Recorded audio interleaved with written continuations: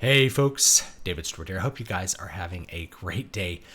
It's time for some more Storycraft, and today we're going to talk about mysteries. That is the mystery plot, which is a type of plot. Now, before I go any further, I would like to tell you that you can get a free copy of my newest book, Demon Ex Machina. Follow the link down below in the description. It will put you on my mailing list, and you will get a free copy of this, which has a mystery plot in it, even though it is, if you can guess the genre by the cover, it is a horror book. And so that's my first big point that I want to make about mystery plots, is that there's a difference between a type of plot and a genre. There are these books that we call mysteries in the genre called mysteries, and they have a mystery plot, but you can have a mystery plot in any genre that you want to have. And in fact, some of the most popular books ever written have mystery plots, but are not in the mystery genre. The mystery genre also happens to be one of the most popular ever. If you look at Agatha Christie's lifetime sales, they're quite high, and the main focus of her books is, of course, whodunits, types of mysteries. So what defines a mystery plot really is that you're going to resolve the conflict by discovering something. You're going to uncover the mystery. You're going to solve the mystery. So there's something that is unknown, and in order to solve the main conflict, you have to make that unknown thing known. So there's a monster attacking people. We have to figure out what the monster is and therefore how to defeat it. Jaws, therefore, is a kind of mystery plot. We have to figure out what's being hidden in this tower in Hogwarts and who's trying to get it and why. So yes, Harry Potter is indeed a mystery plot format. And if you look at J.K. Rowling's literary career, I guess post Harry Potter, she wrote a number of mysteries under, I think the pen name was Kenneth Galbraith. They were just straightforward mystery books. They're in the mystery genre. Mystery genre books have mystery plots, as you can guess. And so clearly, her ability and her knowledge for how to operate a mystery story served her well in making Harry Potter a page-turner for lots of readers. There's other elements to Harry Potter that make it successful, I think, but I think the mystery plot really can't be underrated. One of the big advantages of a mystery plot, if you are going to choose to do one, is that you can keep the tension high for the entire book. This is one of the reasons that I think they're so popular, why people end up picking up books like the Da Vinci Code, which is a mystery, is they call them page turners because you keep wanting to turn the page to find out that next clue, to maybe figure out what the resolution to the mystery is going to be, how the plot is going to resolve. You want to figure that out ahead of time by leaving lots of holes in the character's understanding of how things are going to operate. You're able to keep that story tension high. Versus a different kind of plot where the focus is on doing actions. Actions can either take you closer to the goal or move you far away, like if you're fighting a series of battles. Mysteries, however, are constructing clues. So you're getting closer to the solution by finding more information. This is I guess my third point is another great thing about mysteries is that if you are the author or the writer, if you're outside of books, of course, because these work for movies as well, or comic books or anything else, you get to control the flow of information for the reader, for the audience, and you get to control what kind of information gets presented to them.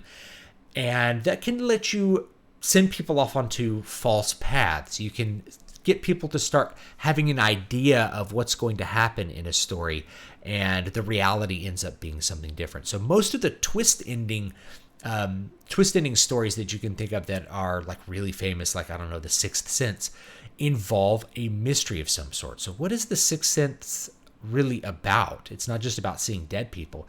It's about discovering the mystery of how that works and how to help this kid to maybe stop seeing the dead people, right? We're trying to find a solution to the problem, and the solution is unknown. But it turns out the real conflict was like he was a ghost the whole time.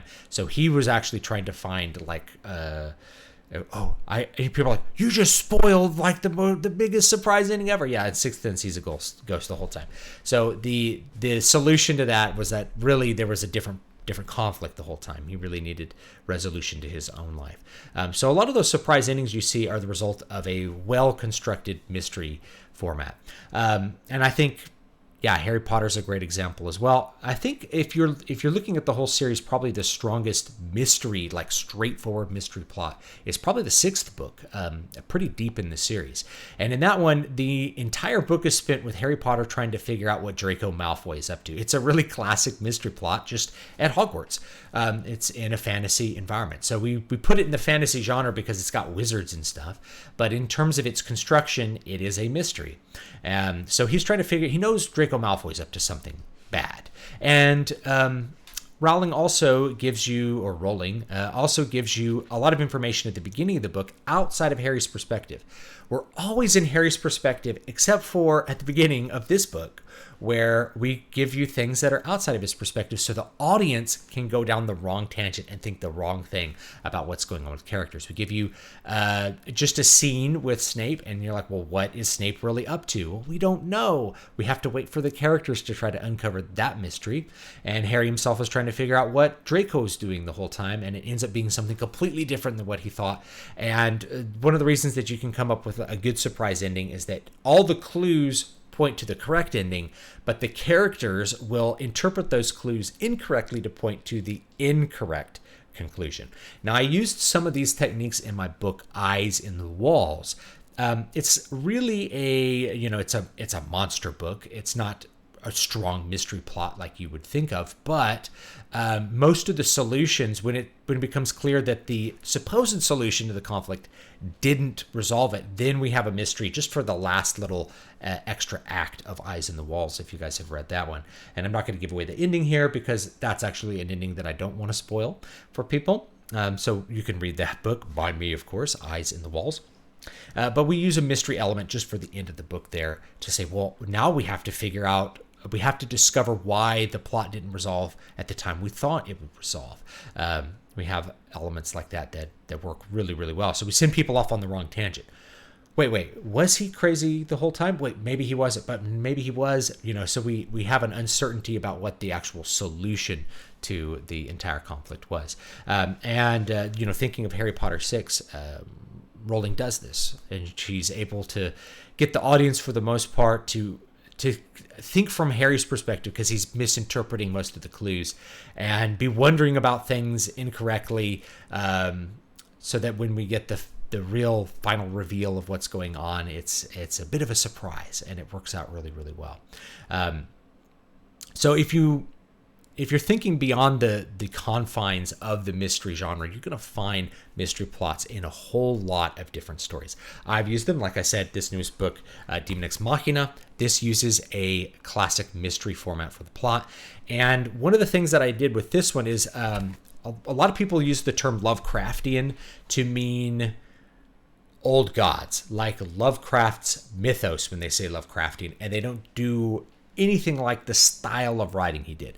This is actually attempting to do the latter in a certain way, which is I wouldn't say I'm aping his style too much, but to use an approach to constructing the actual story that Lovecraft would have used. So Lovecraft wrote a lot of books or stories that were in this word range, over 20,000 words, between 20 and 30,000 words. So these novellas that he would write, and he would construct them as mysteries. So the person's trying to uncover the truth about this thing, or the cult of Cthulhu from this bas relief, and going off and finding these weird people. The main character is always trying to discover something important, discover the truth about something. What's the deep down truth? What's the truth about these aliens? What's the truth about the old gods? What's the truth about this cult? What's the truth about these Antarctic mountains? Things like that. So Lovecraft, I think, people focus on the mythos because the mythos is kind of really frightening and unsettling to think about, the way he constructed this cosmic horror. And they don't think as much about how the story is constructed. So this one goes with more how the story is actually constructed, which is a mystery. And so the main character in this one, who doesn't have a name, I don't know, nobody who's sent me any kind of, said they read it, realized that the main character has no name. He's nameless. he thinks that there's a demon in AI art programs. That's what this story is about. And so he's trying to discover whether this is true, whether it's something that he's imagining. And if it is true, what kind of demon is it? Does it have a name? What kind of thing is it doing? And then how can I possibly stop this demon once I figure out what it maybe is? So these are all questions that he's trying to answer through the course of the mystery plot.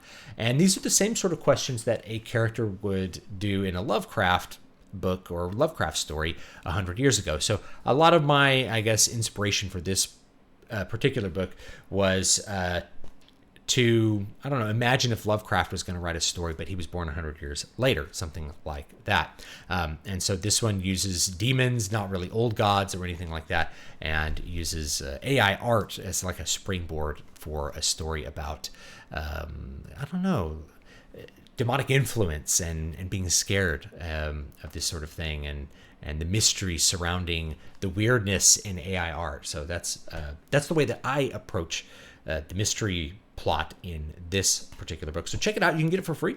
I'll have the link down below in the description. And all you have to do is be on my mailing list. Boom, you're gonna get that one for free.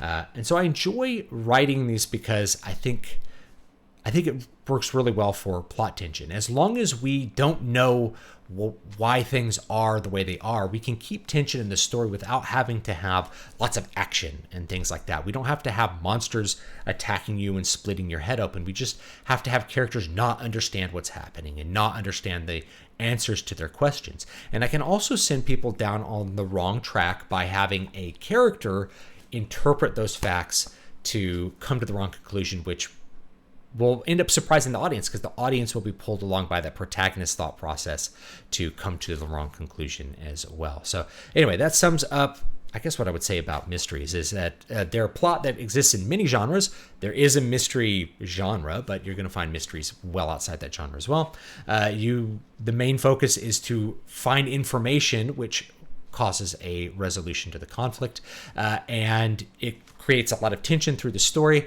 And you also have the option of using character perspective to send people off on the wrong track to present a surprise ending or surprise resolutions throughout the book by using the protagonist or any other characters that he's with to interpret the clues incorrectly. That's a really popular device that's used in mystery. So anyway, you can check that one out, and you can leave me your thoughts down below with some of your favorite mysteries.